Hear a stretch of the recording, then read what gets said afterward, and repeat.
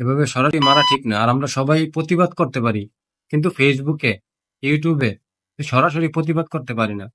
প্রথমত, সোহাগ হত্যাকাণ্ডের তীব্র নিন্দা জানাই।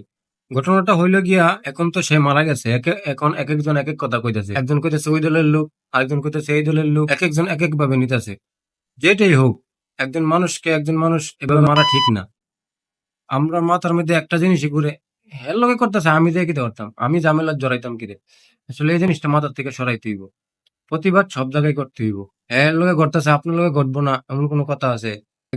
যখন চাঁদাবাজি চাঁদা নেয়, একজন ড্রাইভারের থেকে যে সময় চাঁদা নেয়, আমি মনে করি হের থেকে চাঁদা নিতেছে, আমি কি করুম? আমার দিকে লাভ কি? চাঁদা তো হের থেকে যাইতেছে না, চাঁদা তো যাইতেছে সাধারণ মানুষের থেকে।